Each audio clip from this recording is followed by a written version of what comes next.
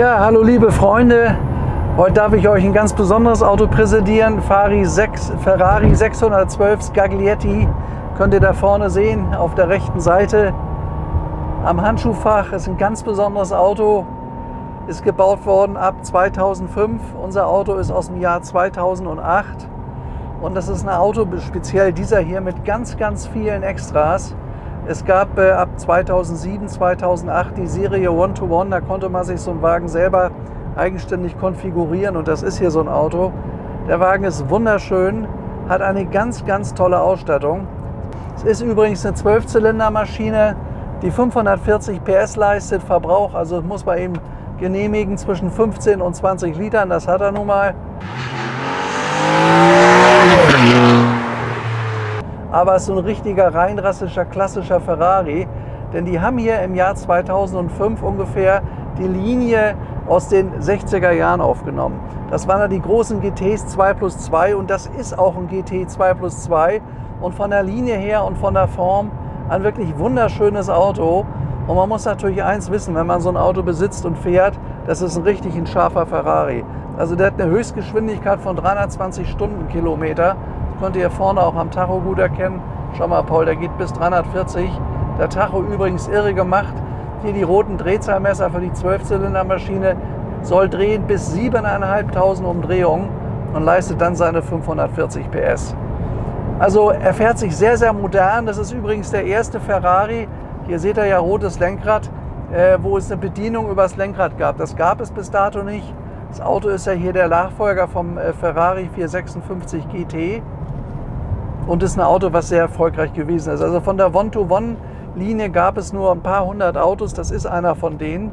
Und in dieser Farbkonfiguration mit dem Schwarz außen und innen mit dem roten Leder, möglicherweise der einzigste, den es gibt. Es sind von den Autos sehr viele in der Farbe Silber geliefert worden. Und das ist halt ein schwarzer und dann mit dem roten Interieur ist natürlich toll. Ja, das Auto hat eine nachvollziehbare Geschichte. Der Wagen ist in Deutschland zur Welt gekommen, ist ein europäischer Wagen. Ist dann aber ins Ausland gegangen und dann zurückgekommen zu einem großen Sammler, den ich ganz lange kenne, der jetzt ein bisschen beginnt zu verkleinern, weil er über 80 Jahre alt ist. Also seine Autos waren alle toll und waren alle was ganz Besonderes. Und ich glaube, das kann man von diesem Ferrari auch sagen. Schaut mal hier vorne, erstes Navigationssystem, das hat er schon aus dem Jahr 2008. Hier sind die Bedienungselemente für die Klimaanlage und für die Heizung. Hier vorne ist ja ganz niedlich das Automatikhebelchen. Aber wenn man weiß, was es ist, mehr braucht es ja nicht. Einmal nach vorne, 1D und R ist Rückwärtsgang nach hinten. Also das ist die Automatik hier bei dem Auto. So, F1 ist wahrscheinlich eine Schnellschaltung, wenn es richtig zur Sache geht.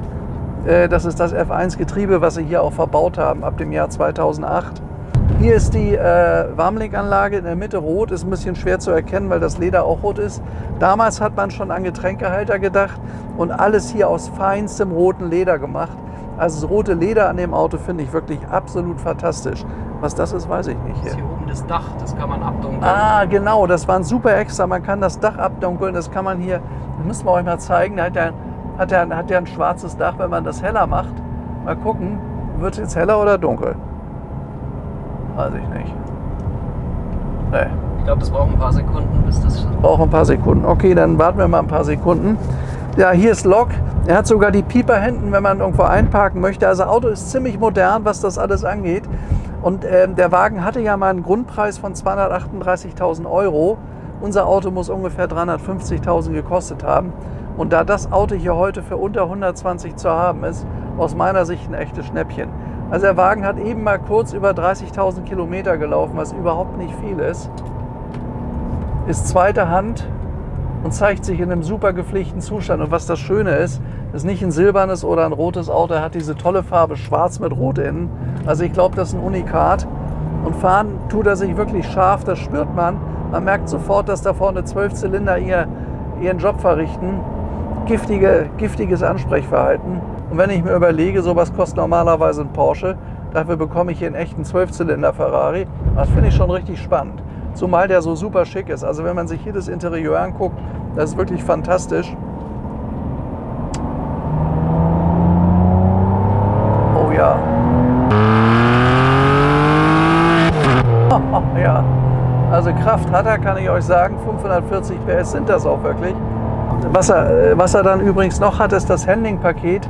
Allein nur das Handling-Paket kostet 22.000 € und dann diese One-to-One-Ausstattung, die ist wirklich außergewöhnlich. Und das Auto ist super schick, vor allen Dingen schaut euch mal dieses tolle Glasdach da oben an, was man dämpfen, also runterdämpfen kann oder ein bisschen höher stellen kann. Finde ich wunderschön. Ist ganz, ganz schick gelöst. Man hat hier eine super Club-Atmosphäre in dem Auto.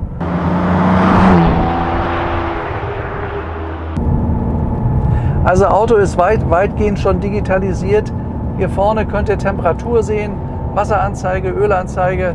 In der Mitte, wie gesagt, der rote Drehzahlmesser. Und da hat er auch hier, wie schnell man fährt, auch digital 50 Stundenkilometer Grad. Und hier ist die Laufleistung 34.000. Auto ist halb vollgetankt. Also war schon sehr, sehr modern. Ist Mitte 2000er Jahre. Unser Auto ist übrigens im Jahr 2008 produziert worden. Und ja, ein super schicker Ferrari. Man merkt auch, die Klimaanlage funktioniert gut. Schaut euch mal, wie schön dieses wunderschöne Design hier gemacht ist. Hier zweifarbig, oben schwarzes Leder. Hier unten, das ist natürlich Plastik, aber in Silber ist ganz edel gemacht. Und dann dieses rote Leder. Fantastischer Wagen, also wirklich super.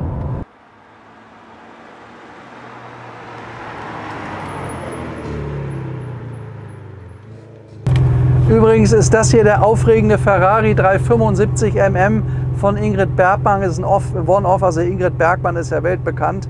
Das war ihr Auto 1954 und dieser Wagen ist eigentlich diesem Design absolut nachempfunden. Karosse ist übrigens gebaut worden hier von Scaglietti. Karosse ist ganz aus Aluminium und drauf auf dem Gitterrohrrahmen. Ja, das ist der Wagen. Ein Wahnsinnsauto, kostet heute weit in 1 Million und hier bekommt man eigentlich für sehr, sehr preiswert einen relativ vergleichbaren Wagen, der wirklich klasse ist. Also wirklich ein tolles Auto. Schaut euch mal diese toll erhaltenen roten Ledersitze an. Schöne Schalensitze, wo man super drin Platz nehmen kann. Es ist hinten auch Platz für Kinder. Das ist also wirklich ein guter 2+2 Gran Turismo. Und hier vorne, schaut mal, Kopfstützen ist das Ferrari-Pferd drin. Das Auto ist also nicht nur super edel ausgestattet, hat auch wirklich einen sehr, sehr guten Zustand hier drin. Ein sehr gepflegtes Fahrzeug. Ach Gott, was will sie denn? Schauen Sie mal im Internet Cargold YouTube. Cargold YouTube, da finden Sie den Film nachher. Also, das ist ein Vergnügen, können wir mal tauschen. Ja, vielen Dank. Danke. Danke sehr, tschüss. Das war doch mal eine nette Oma. Gibt's auch. Hast du mitgefilmt eben? Ach toll. Ach, ist ja gut.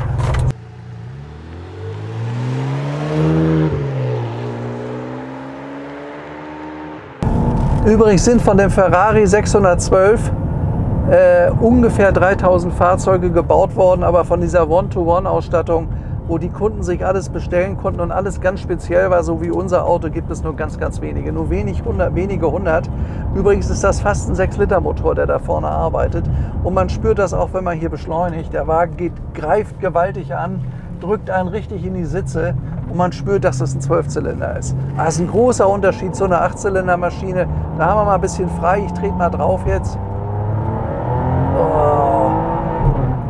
Fliegt richtig ab. Hat ein Sportgetriebe, das merkt man. Das ruckte zwar eben bisher, was gehört wohl, so schätze ich mal bei Ferrari. Ja, technisch ist der Wagen auch in einem guten Zustand. Also mir ist jetzt nichts aufgefallen, wo ich sagen konnte, da stimmt was nicht. Und ich bin ja der Meinung, dass so ein Auto eigentlich viel, viel mehr kosten müsste. Ich finde, das ist ein absolutes Sonderangebot. Aber bei dem, was dieser Wagen bietet insgesamt, finde ich den Wagen preiswert. Normalerweise kosten Porsche so viel. Dafür bekomme ich hier einen also wirklich legendären 12-Zylinder Ferrari. Und fahren tut er sich toll. Was mich übrigens total anmacht, ist dieses rote Leder hier drin. Absolut schick. Absolut schick. Und das ist alles in einem sehr, sehr gepflegten Zustand. Das hat nirgends Zerstörung oder Kratzer oder Abwetzung. Naja, der Wagen hat eben auch erst 34.000 Kilometer gelaufen. Und das ist natürlich nicht viel. Er ist gerade mal eben eingefahren. Muss aber jetzt mal, denke ich, eine Inspektion gemacht werden. Wie gesagt, ich habe das Auto aus einer Sammlung.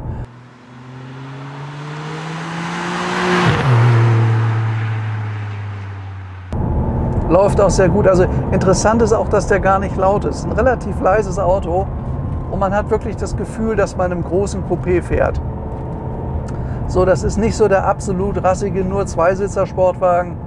Das ist ein richtiger Gran Turismo. Ihr habt ja eben gerade an den Bildern von dem Bergmann-Auto gesehen, so wie die 50er, 60er Jahre in Anlehnung als diese Zeit der großen Ferraris. Das hat man hier eben nachempfunden und ich finde, das ist sehr, sehr gut gelungen. Das ist ein wunderschön designtes Auto.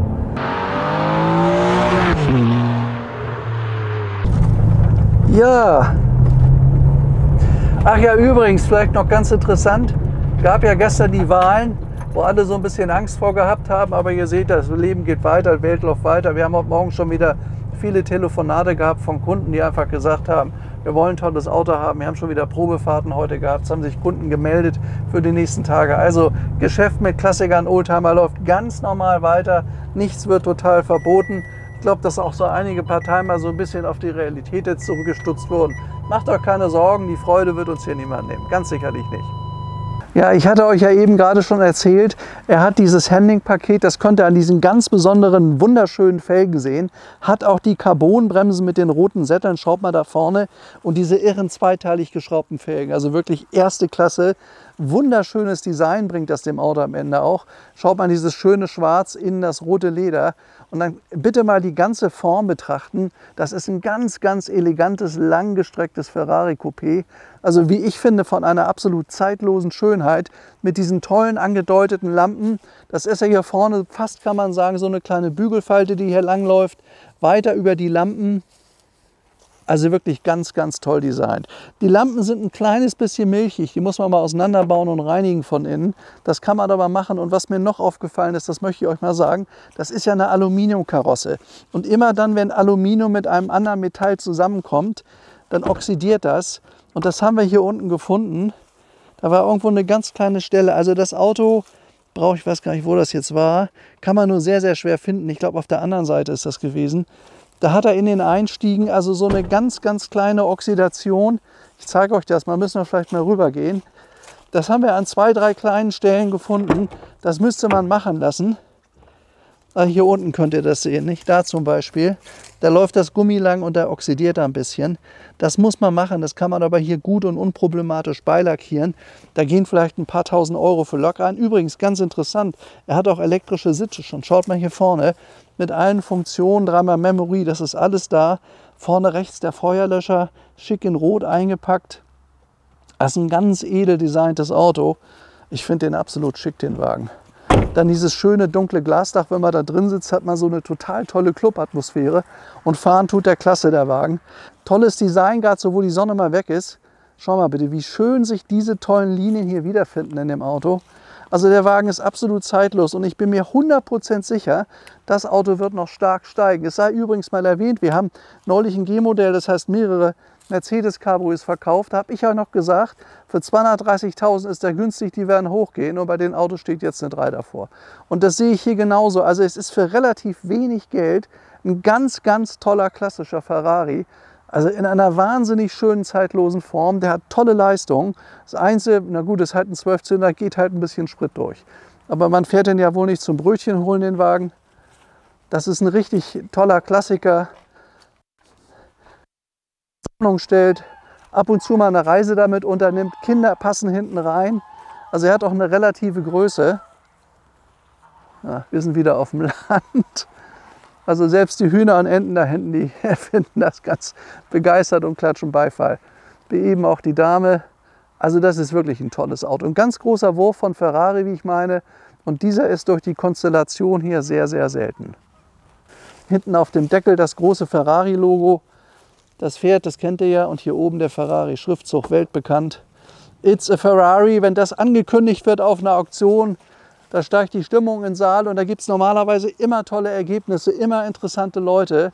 Weil Ferrari hat immer seinen Wert. Das ist einer der bedeutendsten und faszinierendsten Automarken, die es überhaupt gibt auf der Welt. Da hat Enzo Ferrari was ganz Großes geschaffen. Ja, übrigens hier auch die roten Gurte, auch ganz top und edel fein gemacht, also keine schwarzen Gurte, sieht natürlich toll aus. Rote Gurte hat ja kaum jemand und alles sehr, sehr gepflegt, nirgends kaputt. Die Nähte sind alle Ton in Ton, wenn ihr hier seht, da oben die schwarzen Nähte.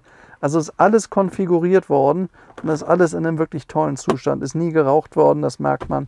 Hier ist der Handbremshebel, sehr massiv, auch in einem guten Zustand. Lenkrad ist in einem guten Zustand.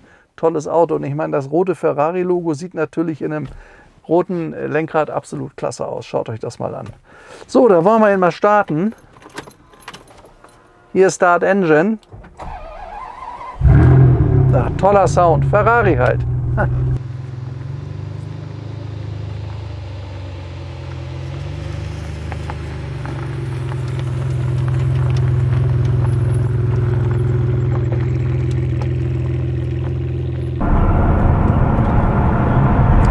Da muss man sich ja wirklich überlegen, ob man den Wagen nicht selber behält. Da habe ich auch schon drüber nachgedacht. Mein Sohn Stefan findet das Auto absolut klasse. Er hat gesagt, Papa, wir brauchen auch einen Ferrari, den musst du behalten. Haben wir schon ein paar Mal drüber nachgedacht. Das Auto ist wirklich wunderschön. Und das Tolle ist, es ist ein Unikat und das merkt man. Das ist nicht irgendwie ein roter Ferrari, es ist was ganz Besonderes. Das fühlt man, wenn man das Auto fährt und man sieht es überall. Der hat eine irre Ausstrahlung. Wir haben jetzt mehrfach gesehen, dass uns einige Leute wirklich begeistert hinterher geguckt haben. Auto ist toll. Toller Wagen, wirklich.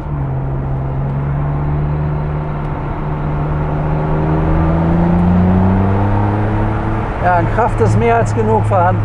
Wirklich Kraft im Überschuss. Kannst du mal auf Sport drehen? Auf Sport drehen, was? Ja. Da, was soll da passieren? Wahrscheinlich schaltet er jetzt anders, weil kann man in der Ortschaft ein bisschen schwer ausprobieren. Ja, ist giftiger irgendwie.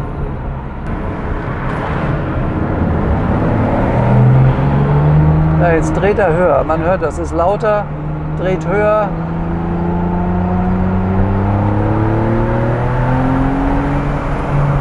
Oh, der fliegt gut ab, hat aber ganz tolle Bremsen. Hat einen super geraden Auslauf. Da merkt man einfach, es ist ein moderner Ferrari.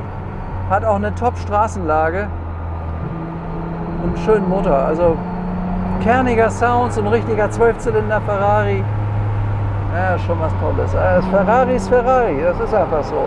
Da ist immer noch mal einen oben drauf.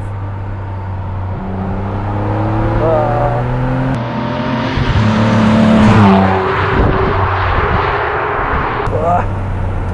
Tolle Maschine, was? Klasse. Echt tolle Maschine.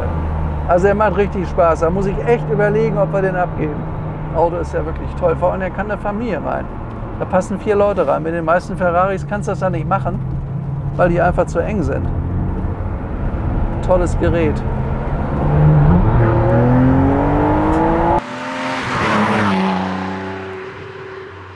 Übrigens, was er natürlich auch hat, das ist zwar ein Automatikauto, was super durchschaltet, aber es gibt hier auch Schaltpedals links und rechts, hoch und runter. Ist ja heute auch modern, haben ja sehr, sehr viele Bentley und diese ganzen Autos oder Porsche, hat er auch diese silbernen angebrachten Schaltpedals rechts und links vom Lenkrad. Ja, ist eigentlich alles vorhanden, was man braucht. Ist ein sehr, sehr modernes Auto. Ja, ist ein wirklich kleiner Einstieg in die ganz große Klasse. So kann man das, glaube ich, am besten beschreiben. In einem hervorragenden Zustand.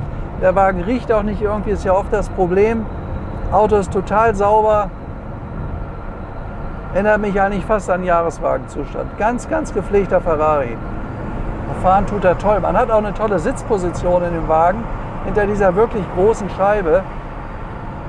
Macht Spaß zu fahren. Fenster ist offen, es zieht überhaupt nicht, weil es ein Coupé hat. Man kann offen Fenster, also mit offenen Fenster fahren.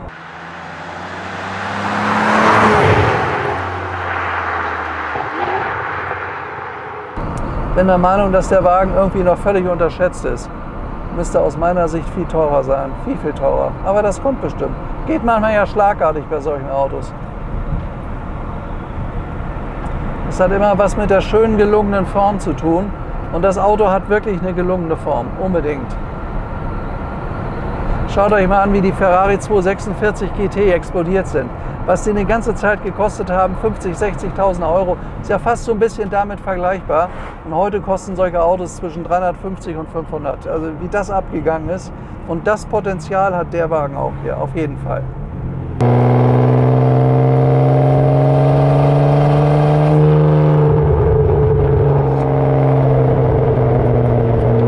Ja, das war eine sehr, sehr schöne, ausgewogene Probefahrt. Auto hat mich sehr angenehm überrascht. Haben wir hier den Simsee schon wieder hier vorne, könnt ihr sehen. Ist ja wunderschönes Wetter heute, wir haben 22 Grad, ist nicht mehr so heiß. Ein toller Wagen zum Fahren. Der wunderschön durchzieht, der auch toll auf der Straße liegt, der genug Power hat. Und vor allen Dingen hat man Platz drin, man ist nicht so eingezwängt in so eine Dose. Man spürt das GT-Fahren in dem Auto aus vollen Zügen. Es macht mir Spaß, liegt mir mehr als so ein ganz scharfes Gerät. Finde ich absolut toll, so ein Auto. Ich kann mir auch gut vorstellen, dass man mit dem Auto weitere Reisen unternehmen kann, weil er doch sehr, sehr bequem ist. Ist auch nicht zu hart gefedert, das Auto liegt gut auf der Straße, gibt keine Rückenstöße oder sowas, so ist auch nicht so wahnsinnig laut, ist auch angenehm, der brüllt nicht so rum.